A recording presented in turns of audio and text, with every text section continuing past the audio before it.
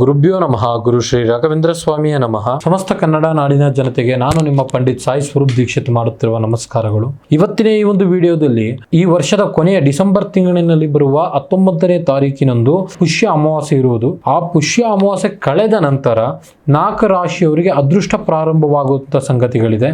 ಹಾಗಾದ್ರೆ ಆ ಅದೃಷ್ಟ ಏನು ಮತ್ತೆ 4 ರಾಶಿಗಳು ಯಾವುದು ಅಂತ ಈ ಒಂದು ವಿಡಿಯೋದಲ್ಲಿ ತಿಳಿಸ್ಕೊಡ್ತೇನೆ. ಹೆಚ್ಚಿನ ವಿಡಿಯೋಗಳಿಗಾಗಿ ನಮ್ಮ ಯೂಟ್ಯೂಬ್ ಪೇಜ್ನ ಸಬ್ಸ್ಕ್ರೈಬ್ ಮಾಡಿ, ಲೈಕ್ ಮಾಡಿ, ಶೇರ್ ಮಾಡಿ. ಈ 4 ರಾಶಿಯವರಿಗೆ ಮಹಾಲಕ್ಷ್ಮಿ ತಾಯಿ ದೇವಿಯ ಕೃಪೆ ಇದೆ.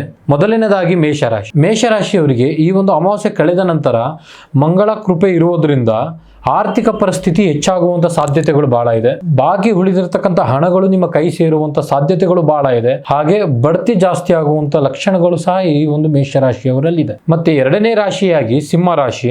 ಸಿಂಹರಾಶಿಯಲ್ಲಿ ಇರುವಂತಹ ವ್ಯಕ್ತಿಗಳಿಗೆ ಸೂರ್ಯಗ್ರಹಣ ಪ್ರಭಾವ ಹೆಚ್ಚಾಗಿರುವುದರಿಂದ ಆರ್ಥಿಕ ಪರಿಸ್ಥಿತಿ ಸುಧಾರಣೆ ಕಾಣುವಂಥದ್ದು.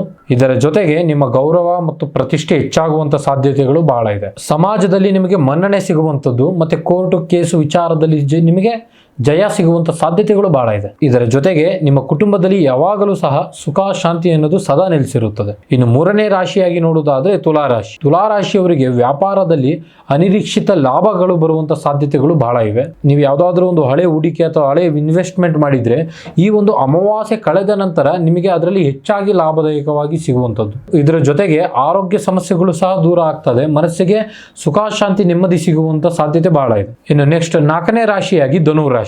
ಗೃಹ ಗ್ರಹದ ದೃಷ್ಟಿಯಿಂದ ನಿಮಗೆ ವಿದೇಶ ಪ್ರಯಾಣ ಮಾಡುವಂತ ಸಾಧ್ಯತೆ ಸಂಗತಿಗಳು ಸಹ ಬಹಳ ಇದೆ. ಹೊಸ ಆಸ್ತಿ, ಕಾರು, ಜಮೀನು ಖರೀದಿ ಮಾಡುವಂತ ಸಾಧ್ಯತೆಗಳು ಸಹ ಬಹಳ ಇದೆ. ಯಾರೆಲ್ಲರಿಗೂ ಈ ಒಂದು ಮದುವೆ ಕಾರ್ಯ ಆಗಿಲ್ಲ, ಕಂಕಣ ಭಾಗ್ಯ ಕೂಡಿ ಬಂದಿಲ್ಲ, ಈ ಅಮಾವಾಸ್ಯೆ ಕಳೆದ ನಂತರ ಹೊಸ ವರ್ಷದ ಪ್ರಾರಂಭದಿಂದ ನಿಮಗೆ ಮದುವೆ ಆಗುವಂತ ಸಾಧ್ಯತೆಗಳು, ಕಂಕಣ ಭಾಗ್ಯ ಕೂಡಿ ಬರುವಂತದ್ದು ಬಹಳ ಇದೆ. ವಿದ್ಯಾರ್ಥಿಗಳಿಗೂ ಸಹ ಉತ್ತಮವಾಗಿ ಫಲಿತಾಂಶ ಸಿಗುವಂತದ್ದು. ಈ 4 ರಾಶಿಯವರಿಗೆ ರಾಜಯೋಗ ಅದೃಷ್ಟಗಳು ಇರುವುದರಿಂದ ಇದರ ಜೊತೆಗೆ ದಾನ ಧರ್ಮ ಮಾಡುವುದು ಬಹಳ ಮುಖ್ಯವಾಗಿರುತ್ತದೆ. ಈ ಅಮಾವಾಸ್ಯೆ ದಿನದಂದು ಶಿವನಿಗೆ ನೀವು ಜಲಾಭಿಷೇಕ ಮಾಡುವಂಥದ್ದು ಬಹಳ ಉತ್ತಮ. ಈ ಜಲಾಭಿಷೇಕ ನೀವು ಮಾಡೋದ್ರಿಂದ ನಿಮಗೆ ಇನ್ನೂ ಇರುವಂತಹ ಗ್ರಹ ದೋಷಗಳು ಯಾವುದೇ ಇದ್ದರೂ ಸಹ ಎಲ್ಲದೂ ಕೂಡ ನಿವಾರಣೆಯಾಗಿ ಉತ್ತಮವಾಗಿರ್ತಕ್ಕಂಥ ಶುಭ ಫಲಗಳು ದೊರೆಯುತ್ತದೆ.